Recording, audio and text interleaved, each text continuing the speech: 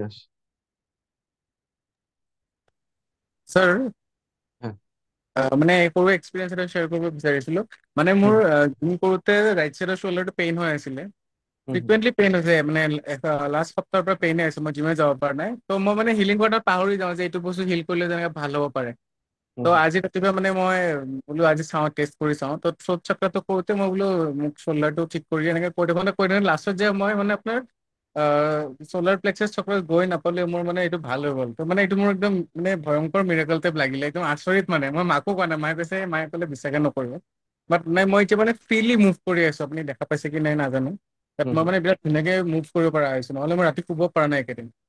আৰু ছাৰ মই আপুনি যে কৈছিলে এফাৰ্মেশ্যন কেইটা লিখিবৰ কাৰণে, মোৰ হুম মতে এনেকুৱা লাগিছে মই যেন বহুত ডাঙৰ ডাঙৰ এফাৰ্মেশ্যন লিখি দিয়ে টাইপ লাগিছে। মানে এনেকুৱা নহয় যে একদম ইম্পচিবল এফাৰ্মেশ্যন, মানে হুম।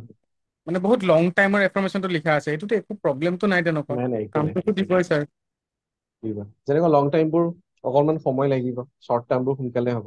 শ্বৰ্ট টাৰ্মবোৰ আগতে লিখিব দিওঁ, যাতে মানে সেই বিলিফটো আহে যে সোনকালে যেতিয়া শ্বৰ্ট টাৰ্মবোৰ হৈ গৈছে, তেতিয়া বিলিফ যিমানে বাঢ়ি যাব, তেতিয়া বাকী বস্তুবোৰ সোনকালে হ'ব ধৰিব। চ' সেইকাৰণে শ্বৰ্ট টাৰ্মৰ পৰাই ষ্টাৰ্ট কৰিব দিয়া হয়।